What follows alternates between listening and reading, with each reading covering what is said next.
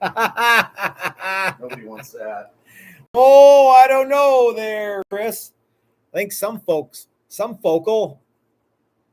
There you go. Man, look at you go. That fan's in there. It's like a rock and roll show here. Mm-hmm. Yeah, you can like let your hair down, Mm-hmm. whip your hair. I would, but it's I don't want you to. It'll be like so long. It'll be totally like Crystal Gale coming over, and yeah. I don't need that. If I had my hair, it'd be like, whoo. Yeah. I could have such a cool mullet. You could. Hey everybody, it's Matt, and we're at Texas Toast Guitars. And tonight I'm having a beer because my friend Larry came to pick up his guitar today, and he brought some beer. And so I'm like, well, Larry knows what's up. I might as well have a beer because Larry said. Yeah, he walks in, case of beer. Yep. So that was nice. Larry, I don't know if you're watching, but I talked with Joy after you left about the your t-shirt that you said we should get, which was the new TTG logo. Like on the headstocks. And I could just, and then he said it should Texas Toast Guitar, custom guitar or something. You mean that shit. Yeah, that already, well, not that one, but that one already exists, Larry. You can go to, and you just go to the website and get it. Yeah, don't go to Teespring anymore. Do we even have, is that still linked on to our stuff? On the videos, not Teespring, but it on is. Videos, I think it is. Yeah. We should get rid of it. Nobody's bought anything from there in a long time. Okay. So yeah. Tazzy Tim. Hey Tim, how am I to send your sweet truss rod jig? Slow boat? I don't know. I mean, I don't know how much. It's probably going to cost me $50 just to send it to you. We'll figure it out. We'll figure something out. We need an address. Oh no, I have an address. Yeah. He did it through the website. We'll do a little math. Jim, the one in the middle doesn't just look wild; it is wild. Yeah, I'm going to put it here so you can see it a little better. We still are going to actually do a launch of these. It's just that we don't have like tremendous amount of free time. Our marketing department is spread very thin right now. Yeah, and we have something coming up this weekend, and we have, so probably next week. Probably. That's nice. Uh-huh. Yeah, yes, we will probably have. Sean Emenheiser is hanging around, and he's sending his guitar to us for the Great American Guitar Build-Off. Sorry, Limeys, this is the Great American Build-Off. Oh my gosh, Jay Valenti says Jay, okay, well, Jay apparently sent us money to send Tim's truss rod jig to him. That is very kind of you, Jay. Yeah, very, very cool. Okay. But before we start talking about the Great American Guitar Building Contest, I should remind everybody of a couple of things. One, our good friend Ike at Flipside Music, the Great American Guitar Store, is still doing Thursday live streams, and he did one today. I think that there was like this summer was they kind of took a and he took the whole month of July off. Yeah, I don't know how you manage that, but he did. And under my new month program, that would be 90 days. I'd only take part of the month of July off. I'm going to see if I can write fart. I'm not going to do that. Okay. Work at Macaroni Grill for a while. I can write backwards, upside down, I mean. My name is Mitch. So anyway, Ike and the guys at Flipside Music, the Great American Guitar Store, are still doing live streams, and I urge you guys to check them out. Right now. And Mike, well, I think they're done now. Mike says that Ike is also a great American guitar player. Ike is. You know what? That Mike is all right. I like him. Mike You know Mike. Beckloff? No, well, Mike Beckloff is also a prince of a guy, but no, this is Mike, formerly known as Seal Beach Mike. Oh, Seal Beach, yeah. Mm-hmm. Okay, couple of things before we start talking about the great American guitar build-off. Today, not only did Larry stop by and pick up his guitar, but Brianna stopped by. She is on a road trip to Colorado, and she's got family in Colorado Springs, about, what would you say, an hour south of here. Yeah. And so she came up with her dog, Bandit, and picked up her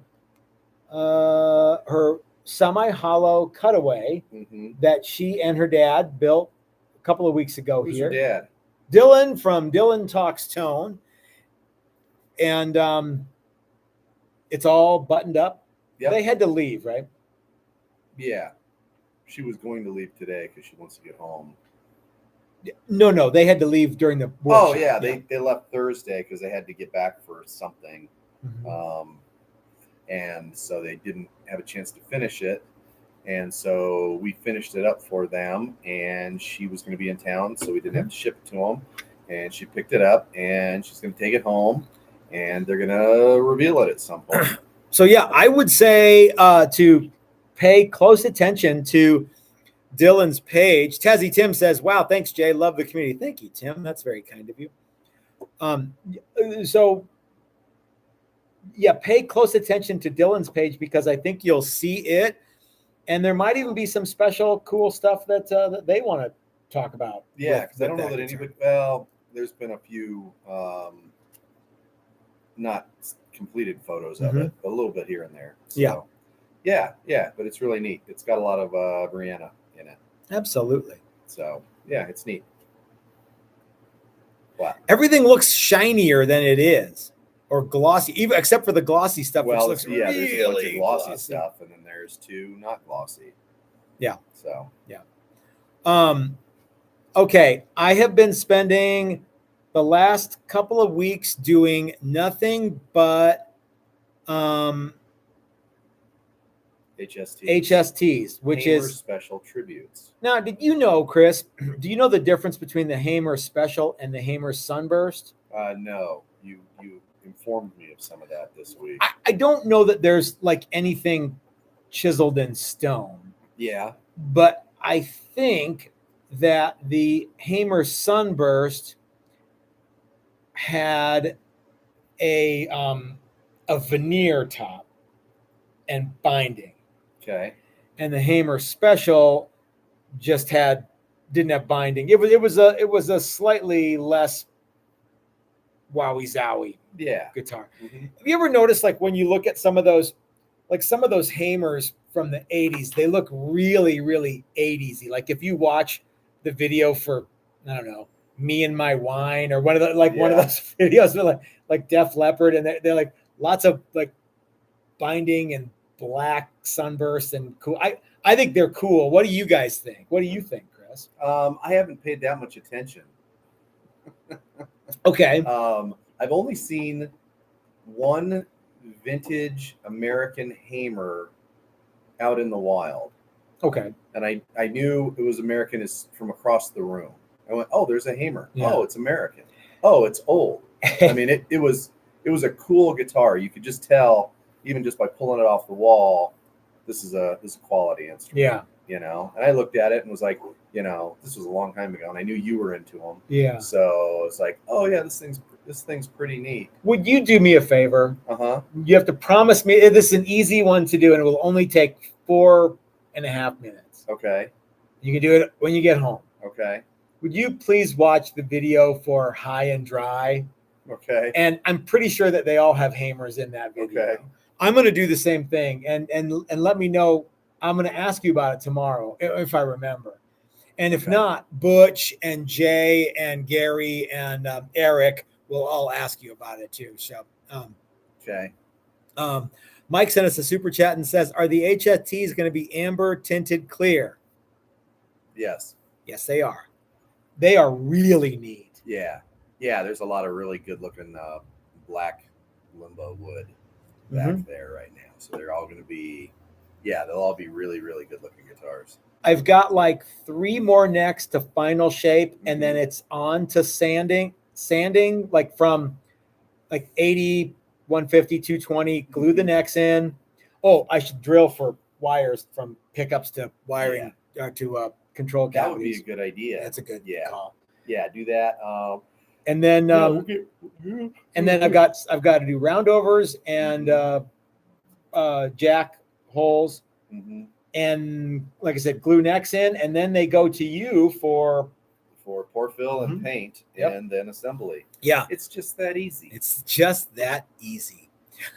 There was a really interesting. Are they all sold, Dan? That's a great question, Dan. Can we put a pin in that? The short answer is yes, with a but.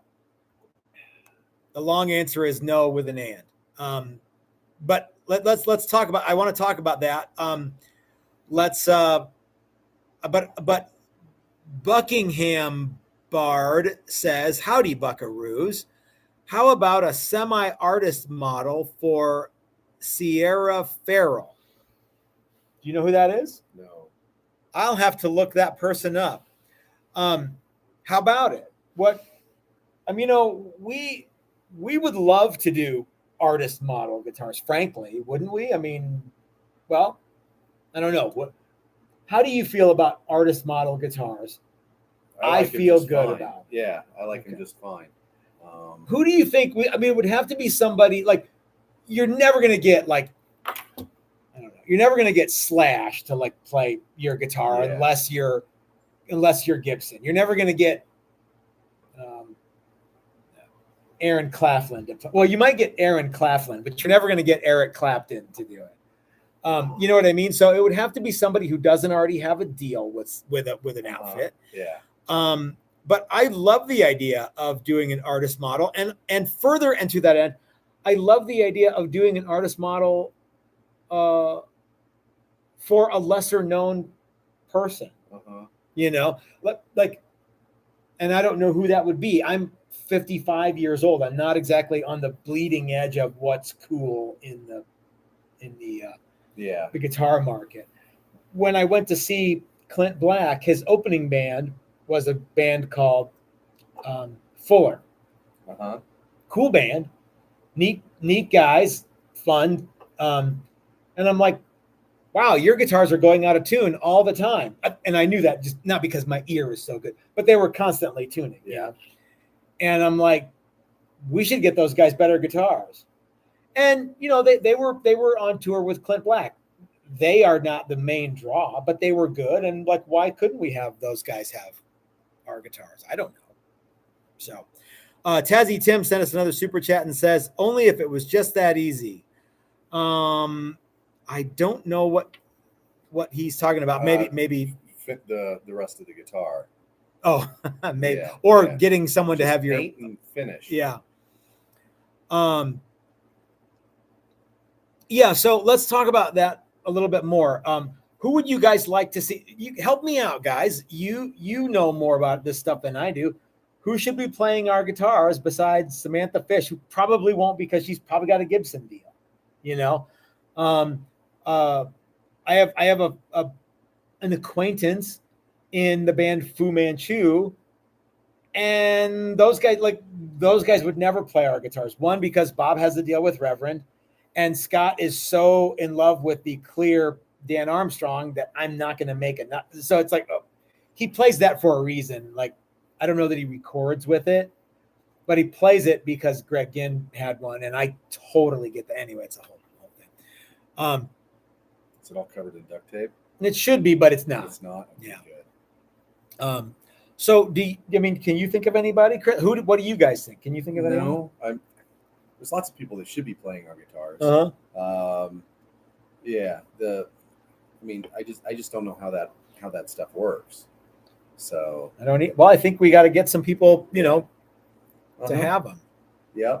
Yeah. So if you know any famous musicians, ask them if they want a guitar. Mike chimed in. He says, Rian Teasdale of Wet Leg could use a hardtail hustler.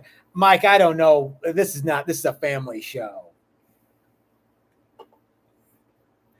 Okay, yeah, but yeah, I'm gonna have to look some of these people up because like Mike knows a lot of he knows a lot of like cool bands because he lived in California and Atlanta. They probably you guys really need to realize that while we're not in Siberia, Denver isn't exactly like we don't get like every single cool act. You know what I mean? No, we actually get very few.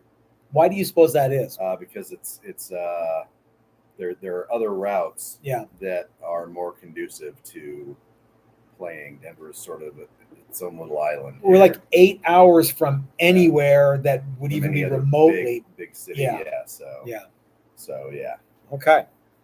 And we get some, but not as many as other places get. And it's funny, like you would think like a town like Lincoln, Nebraska wouldn't get anything, and they get everybody because they're on I-80. Yeah, and it's just you go here, and then 2 hours down the road's another big place, and another, and all of that kind of stuff, and and you have the and the wintertime and all sorts of stuff. So that is, I know that I've bought tickets to shows that got canceled because of weather, so people couldn't get over the mountain. Paul Goslin says, the 80s Hamers were cool, especially the ones that Cheap Trick played. No doubt about that.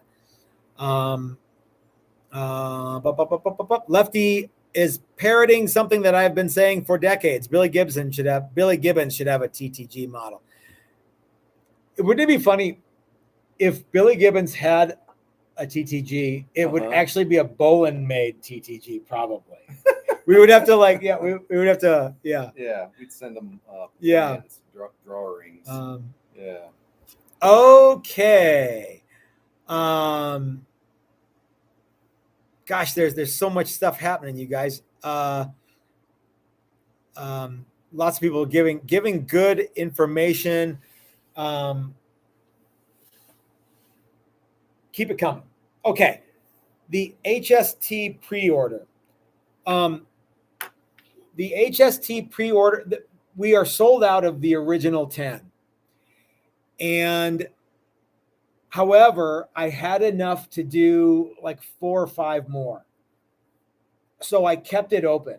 The people who ordered the original 10 will get a numbered plate. Everyone who got one after that, it will say limited edition. They're all the same guitar. They're all handmade. I could show you like the scars and stuff on my hands are all rough from filing all day today. You can attest, right, Chris, that I've been doing. Your hands are rough? No, yes. That everything is been done by hand. Yes. Okay. Yeah. And they're coming along swimmingly. Yeah.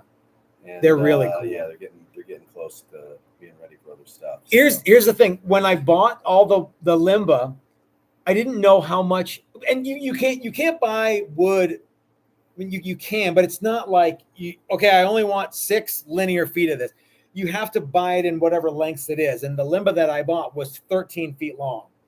And so I'm trying to like cipher in my head, like, well, what is how much goes where and how much is it going to take? Well, and there's different widths. That's the other thing.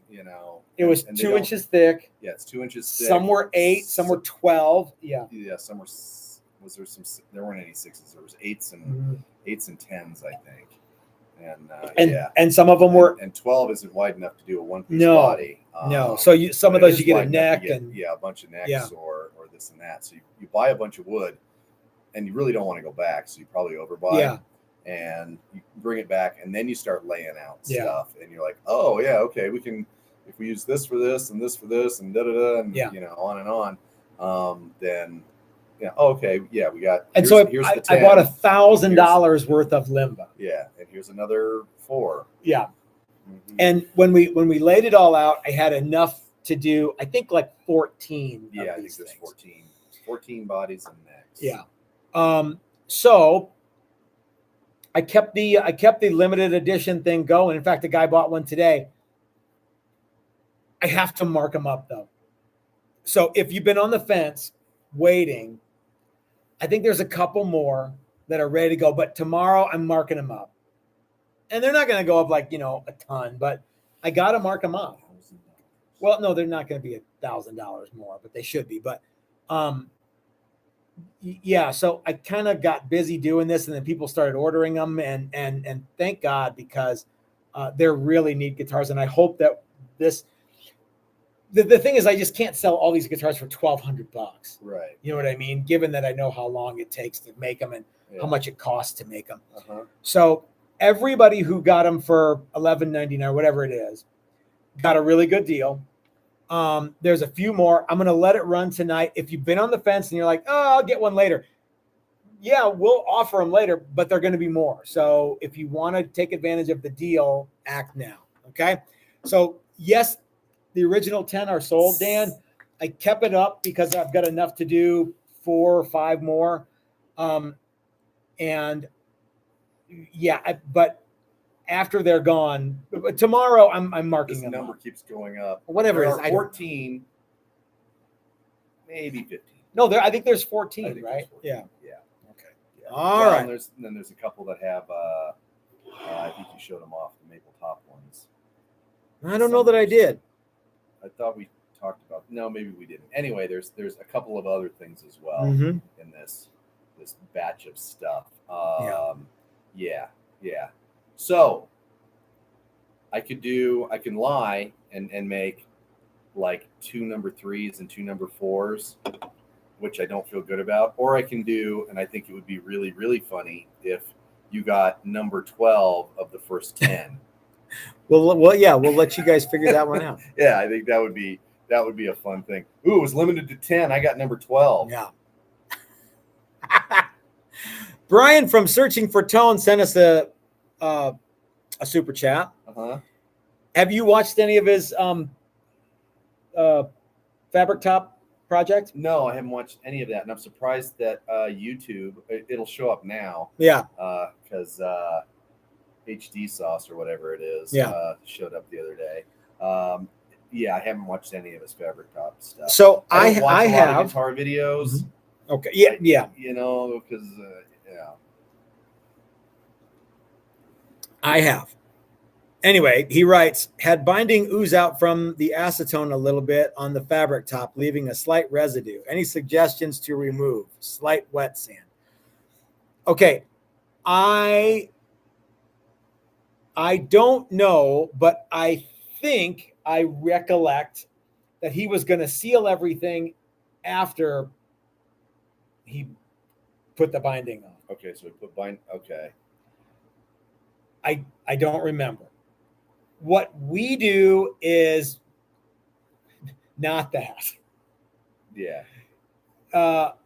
And not that our technique is, the best and everybody has to do it our way, but and if you've come up with a different way to do it that's better than ours, I don't know about it because we've had success with what we do, so we don't really worry about trying new. We don't need to come up with a new way. And we played around with some things like that.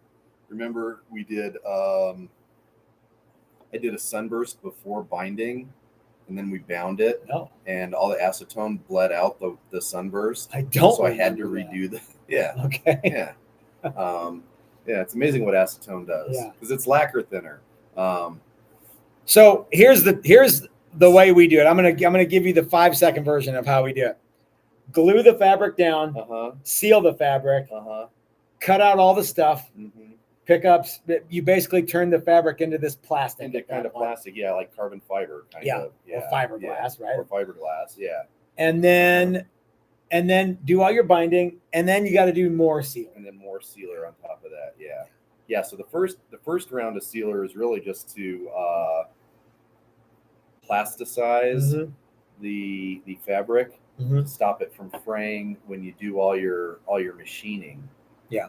The other way you could do it is do all the machining and then put the fabric on, and then and then plasticize it. Or like if you have a guitar body that's like ready to go and it's already done. Yeah. Okay. Yeah. Then you can chase it and you can but for us, and like when we did the fabric top class. The first thing we did was glue the fabric onto a blank, to a rectangular blank, and make it, kind of plasticky. Yeah. And then everything else goes real smooth. That was fun. We should do that again. That was a fun class. workshop. Yeah. So Brian, if that's what you did, you should be able to sand or scrape or whatever that binding and not worry about it. if you didn't do that, then I don't know, my friend. Yeah, and maybe some of that will go away as you process through sealer and stuff like that. It may fade a little bit, but I don't know because I don't know the whole process that he used. Now, Joy is letting everyone know that there will be more Fabric Top stuff coming soon in a online workshop, kind of a thing coming at you soon. I hope I didn't spill more beans than I needed to spill. Okay, let me see what everyone else is going on here. Paul says Dirks Bentley. Who's Dirk? Why do I know that name? Because he's famous. Yeah, but for what? He's a country guy. Oh, that would be cool. I would love to get some country. I think more and more guitars live in the world of country. I think so. I think more, these days, or right? At least, traditional guitars live in the world of country. Yeah.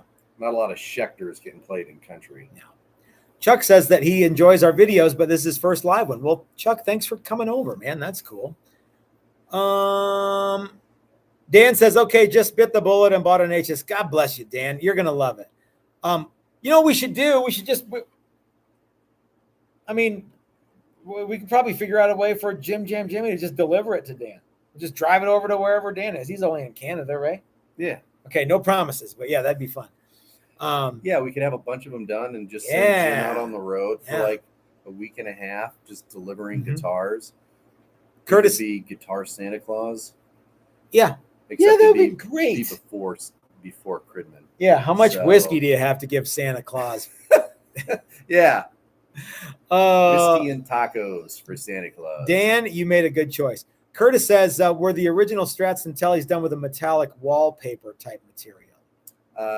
Yeah, they were. It's like a shelf paper, was it not? I've read different things. I think, I almost think it was wrapping paper. But it might have been a wallpaper kind of a thing. It'd be neat. I've never seen a real Paisley. I've seen reproductions of them. Oh. And who knows what they use now. But at Christmas time, I've been at the store and saw some stuff. Hey, that's oddly similar. Yeah. But I'd heard it was, shelf paper or wallpaper. Are 150-year-old tobacco barns any good for electric bodies? Heck yeah, that'd be slick. We know a guy that specializes in those. We do? Yeah. Old tobacco barns? No, but reclaimed cool wood. Man, can you imagine what do you suppose a tobacco barn log is like? 150-year-old man, I'd like to get a hold of some of that. I don't know what I would do with it, but that'd be cool. Yeah. Okay. All right. Okay, gang. So anyway, if you want to get one of the HSTs, like I said, now's a great time to do that. Sean Emenheiser, he's sending a guitar to the Great American. Yeah, when is that guitar going to get here, Sean? Probably tomorrow. I'm hoping tomorrow because that's the last day. If it gets here Monday, you're not going to win. Yeah, you might. The contest, yeah. Okay. So what else were we going to talk about? The Great American Guitar. Doing it. I am too. Yeah. I always look forward to see what guys come in. So Doc is coming in and Dave is coming in. Sean's sending a guitar. I have no idea who's coming out for this. I was kind of surprised because we talked to a couple local guys, Greg Baker, and I said, Greg, you should bring a guitar and enter it. And he said no. Okay. And I don't know if Brian's gonna. I'm gonna get a hold of Brian tomorrow and ask him if he's bringing a guitar. Okay. And if he's participating at all. What is your plan for? Because you and I, for the very, very first time, are judging. That might be why no one wants to do it this year. Yeah. What's my plan? Yeah. What are you gonna look for? You gotta. So something. I'm gonna be tough but fair. Good for you. So we're gonna have sheets. I think what my plan is to play all the guitars and just play them all, and then go back and judge them. Okay. You know, because I don't think it's fair. I think the first guitar that you play is probably not going to be the winner just because of the way that you judge. Sure, if you don't go that's back, the way yeah. you do it, Yeah. And you need to re-look at everything again after you've played them all, I think. I'm going to have a bunch of measuring tools and a bunch of straight edges. Are you? Okay. Yeah. And I'm going to pay careful attention to the area where the cutaways join the neck. Well, or where the body joins. There's always areas that I look at. Yeah. There's always things that I look for. And that just goes without saying. But I think as far as the way I'm going to judge it is different than I've seen other judges do. You know what I'm going to do different than anyone's ever done? I'm going to give notes to the guys who. Are you? Yeah. Okay. Not that they asked for them, but yeah. Yeah. Well, and so the other funny thing is, I think judges in the past too have been, I don't want to say overly nice, but not everything can be a 9 out of 10. No. Not everything can be a 10 out of 10. Very few things can be. Yeah. And so like if I judge, like if you get a bunch of 7s, that might be really good. I don't know. We'll wait and see. But I think that if you judge, if there's a bunch of 9s and then there's 1 7 in there, and oh shit, you lost because your strap button was on crooked or whatever. I think you have to have a criteria that works. That's the same for everybody. Not well, this one is 10 compared to that one, which is 9 compared to that one, which is 8, 7, 6, 5, blah blah blah. Yeah. So anyway, and Greg will be assisting with the judging, so you will not be getting just Matt and Chris. Yeah, he's going to be the tiebreaker. I don't possibly. Yeah. Well, so I've joked a lot that I can be easily bought and paid for, and I don't think you can with Greg. So, no. So if anybody thinks that the fix is on in this, Greg will be the one that puts the kibosh on that. Also, new for 2025. Whoever wins, if we discover that they do like a nude magazine spread later on, or if they did one before, we're going to ask them to hand in their crown. Yeah, we don't want to. Yeah. We will tolerate none of that at the Great American Guitar Build-Off. Can we call it the Great American Guitar Build-Off yet? I don't see why not, right? Building challenge. Yeah, because it's the building content. So you remember there was that other build-off that we participated in for a couple of them.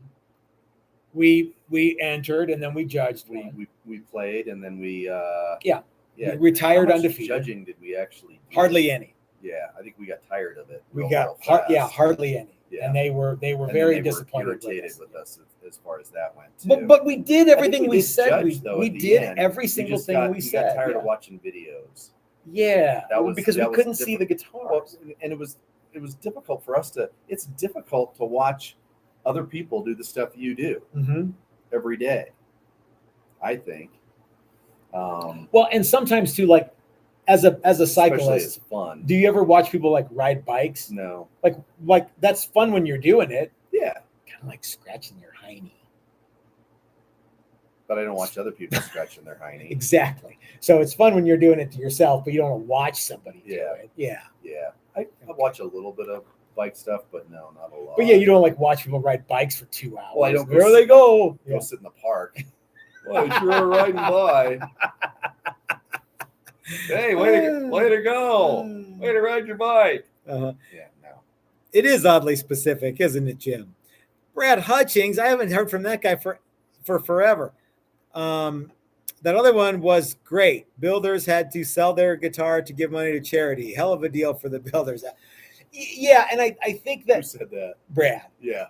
And I think that, and that was fine. We had a good time, and we made a lot of new friends, which was cool. Yeah, it worked out well for us. It did exactly what we wanted it to do. And there were some added bonuses. Yeah. We irritated a guy. Yeah. And may or may not have, caused someone to have a nervous breakdown. maybe. I don't think so. We made some good friends, and and a lot of people started watching us, and helped out a good friend of ours with all that stuff, and So I don't think that they're doing it any longer. The Great Guitar Build-Off, I don't believe, is a thing anymore. I don't think so either. I don't know if they own the name or what, but it doesn't. I'm not. I don't want. You guys got to know that one of the reasons that they don't do the great or they don't do the Great Guitar Build-Off anymore is because it's a lot of work to do that, and there's no money. It's hard to pay yourself for that based on entry fees. And I think that so that's all on them, that they couldn't figure out a way to make money with it, or at least break even with it, or whatever. I mean, but how would you go, I can't believe you're charging money for this. Well, it costs money to do it, so yeah, we're charging money for it. You back in the old days when I was putting on matches, there would be some cash award prizes, but usually you would be tied in with so I was tied in with a magazine, and people would sign up, and it was whatever it was, $100, and then we would get advertisers in the magazine to donate prizes, and so the money would come in that way. They could have done that, but they didn't. They went a different route, and it was kind of this convoluted. That's my word, not theirs. This very confusing. It's X dollars, and X minus 50% goes to pay for the event, and 50% goes to all these winners, and and more power to them. They tried it, and it just didn't work out. Or something I don't know. But anyway, the idea that this whole thing is for charity, and every dime goes to charity, and every dime, it's not how the world works. So no, it's not. So if you feel the need to make money, then make money. Yeah. Set it up so you can make whatever you need to make. Yeah. Nonprofit doesn't mean nobody makes a profit. That's right. Doesn't mean nobody gets paid. Nobody gets paid. I guess that's true. That's exactly right. And I know tons of people that think that's real. Well, this is a nonprofit, so you don't get paid. No, yeah. Look up how much the CEO of the Salvation Army makes. Yeah. Okay. So Butch typed in a question, but just real quick. I love the idea of the Great American Guitar Build-Off. I think that we ran it very well. We did not get dime one from doing it. Correct. Lots of fun.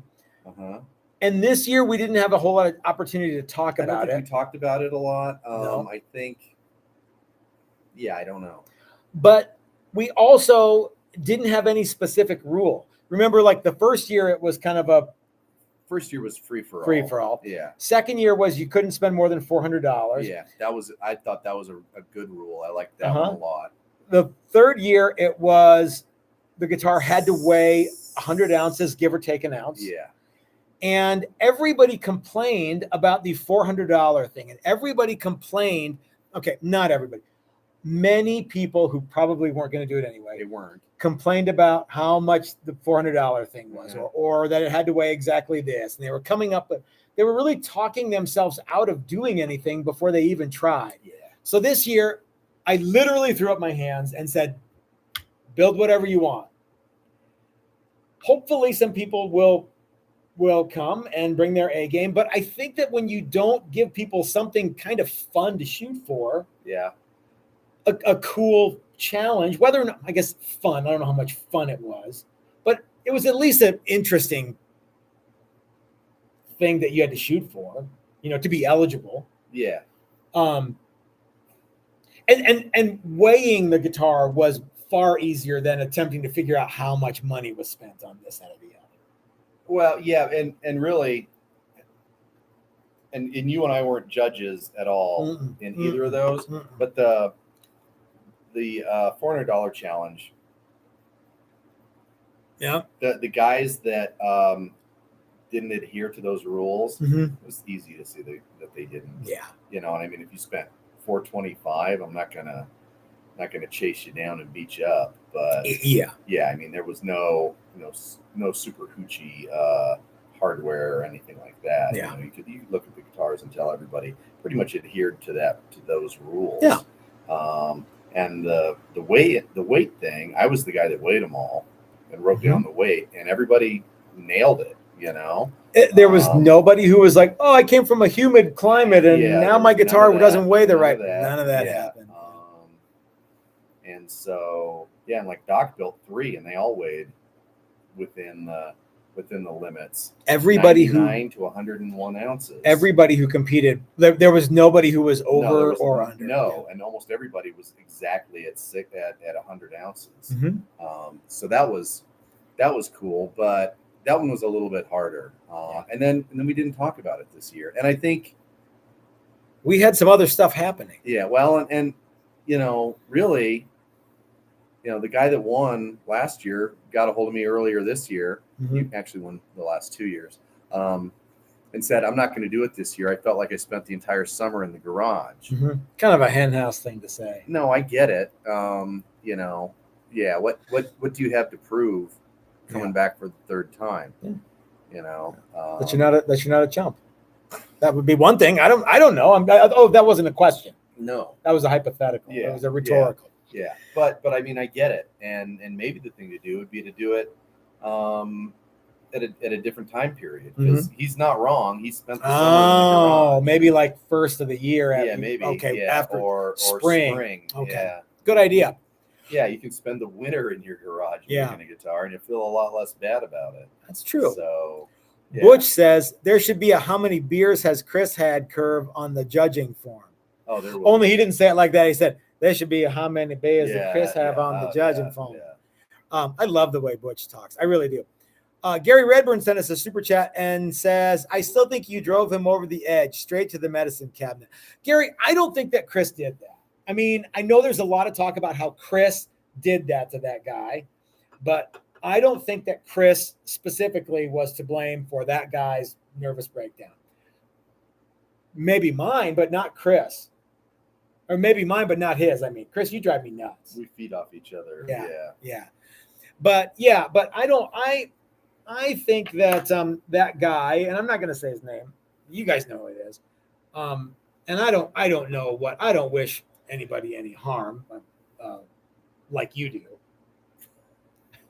I kid. What do you know? What is he still attached to the outfit? I don't know, because I only know what I hear from other people. I wasn't a fan before. I watched a little bit of stuff while we were doing it. Yeah. I have an opinion of the guy. Okay. I'm sorry. I think that he thought he was going to clean up on his own contest. Every time, I think he thought that. Yeah. And when not only did he not win, but he got it like whatever place he got down the list. Yeah. He got beat by several people. I think it really bummed him out. I think so too. And then the two loudmouths, that basically handed everybody their lunch. Well, we didn't make the rules, but the rules were basically designed for us to. There were no, if you, if there are no rules, there are no rules to break. How about this? If I don't think that I or Chris had anything to do with anybody being, whatever happened to that guy. If we did, I'd like to apologize. I'm sorry that I said if I was mean or did something. I can't imagine that we had anything to do with it. No, that would be it would seem like somebody on the internet made me, have a rotten day. Okay. Yeah. But if I did, I apologize. Mm-hmm. That was not my intention. My intention was kind of like to do a WWF thing, and everybody knew that it was for entertainment.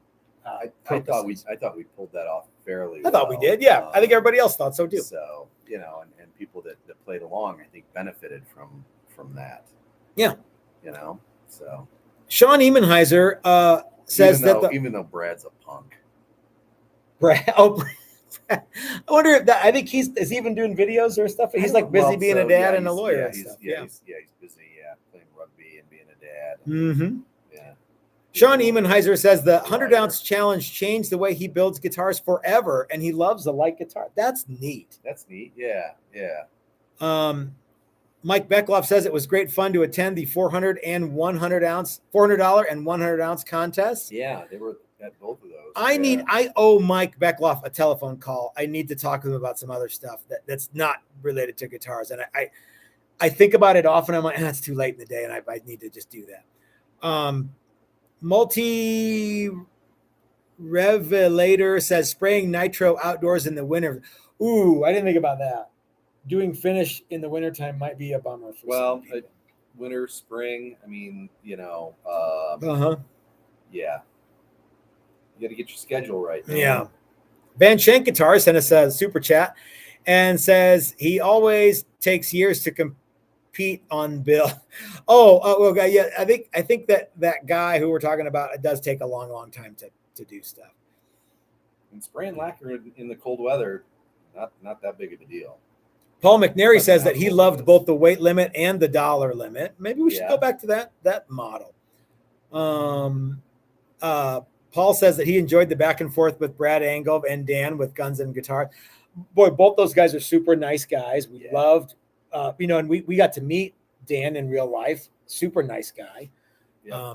Dan, there were a lot of positives that came out of that. Dan from Guns and Guitars is quite possibly one of my favorite people I've ever met in my whole life. I love that guy. There you go.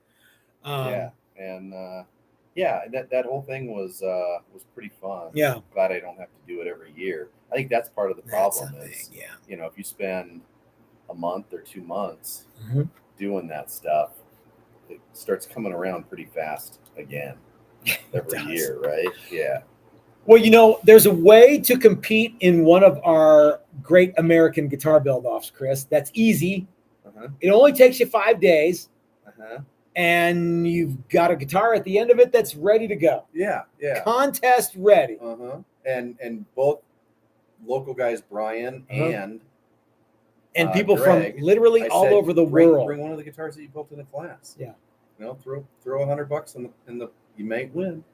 People from, do you think that the $100 is like scares people off? Like if it was $10, the problem is like if there was $10 and you stood oh cool, I won $50 or I won $230. We need to get a bunch of sponsors and give away a bunch of prizes and maybe I'm sure we could. I hate to say everybody gets a prize, but close to everybody gets a prize, and maybe you could counter some of that with prize. That might be neat. Yeah, we could lower the point of entry and have a cool prize that's not money, but there's something cool about.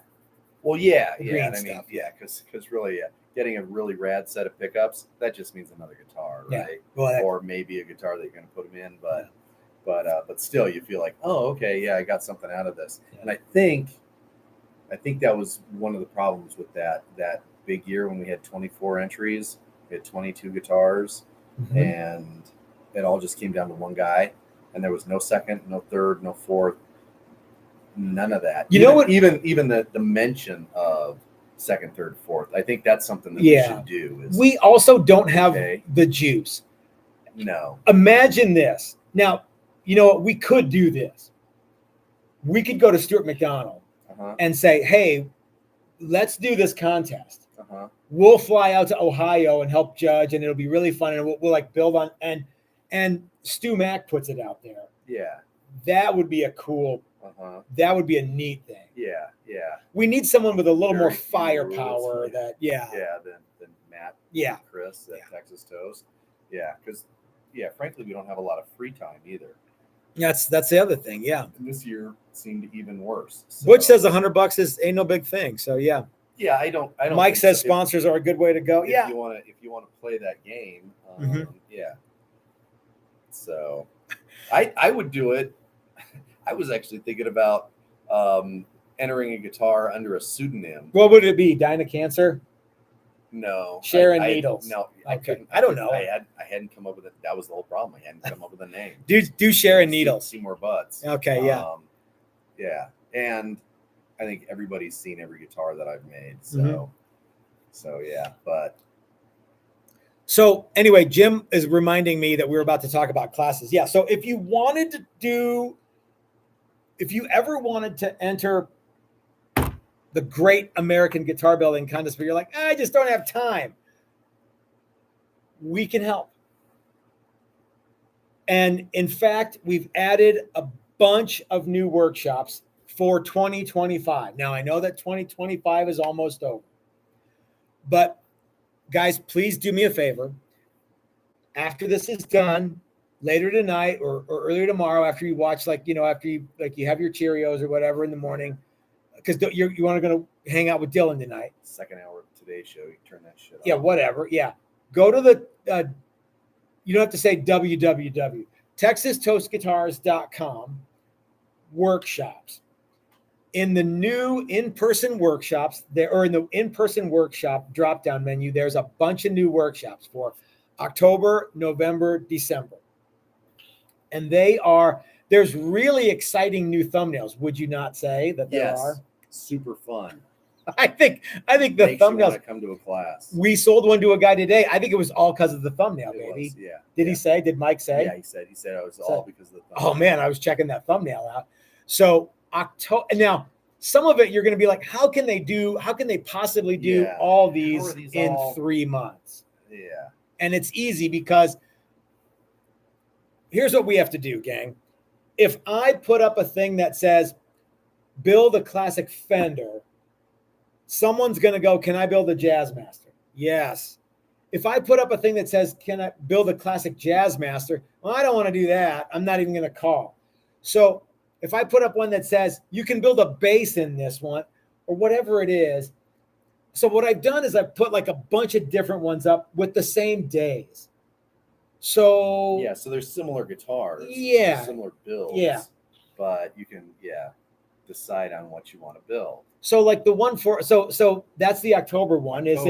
There's Chris's, they're all Chris's ultimate whatever Fender style things. Yeah, Fender style class. Yeah. And you can do a 5 days, or some of those are a la carte. You can do like, I only want to come for 2 days and make the body. Yeah. Or I only want to come for the last 2 days and put a bunch of parts that I have together. Could someone do that? Yeah. So if you had a buttload of parts that you're like, I really want to turn this into a guitar, I could use some instruction. Yeah. You could do that. Mm-hmm. There's going to be short videos coming on this tomorrow. There should have been one today, but we spaced it out. We got busy. Then in November, there's going to be the BC Rich neck through workshop. Mm-hmm. And combined with the whatever else neck through workshop you want to do. See where this is going? So, because what happens, guys, is people go, I don't like BC Rich, but I really want a neck through. Oh, well, I guess I can't make anything. Yeah. So I'm like, okay, let's have a neck through one where just build whatever you want, as long as it's neck through. And then in December, there's phase 1 of Matt's Essential Woodworking Workshop, which is basically our old woodworking workshop.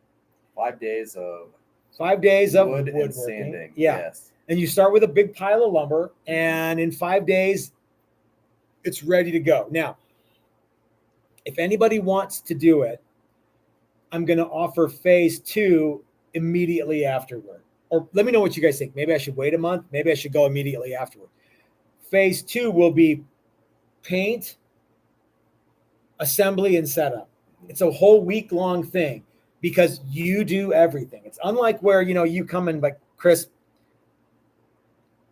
has pity on you and takes the paint gun from. This is all you. You're doing everything, right?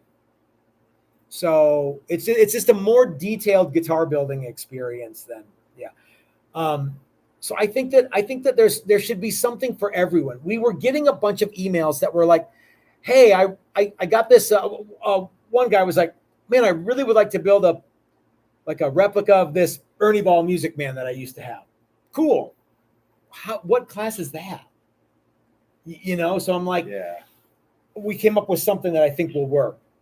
One guy was like, I'm going to bring my son out and I want to build this guitar that I built a few of already, but I want to do like a really, really nice one. Or I can't remember exactly what he said. Cool. Will this one work for you in December? Like, this might be ideal. I don't know. So let me know what you guys think. Please do me a favor and go check it out. And Yeah. That would be terrific. Paul says they don't give participation trophies to everybody. Absolutely. Van Shank Guitar says, I just spent $200 at Sumac and forgot to use your Dylan's affiliate link. Kicking myself now. Well, if you were here, I'd kick you too. No, I wouldn't. Candy Cane Guitar Workshop for Christmas. Let's see. Okay, Dan says, oh man, the BC Rich class would be so cool. Dan, we're still doing it. Oh, or does he mean like you can't make it to that? Yeah, probably. We're still doing the BC Rich one. Explorer style guitar with red and white striped finish, Christmas lights built on. Jim, let's do it. It's that. Sign up for the December workshop. We'll be ready to go. In the first Great American Guitar Challenge, a guy built a Christmas guitar. He brought 2 guitars. That's right. And one of them looked like, a Christmas tree. It was candy striped, and then it was green, and it was he fully admitted it was Christmas themed. So Mr. Wilson says he'd love to participate in the future. Well, we'll be here. Let's see. Butch says I would consider a paint only class, just learning and practicing painting on some guitar shaped body.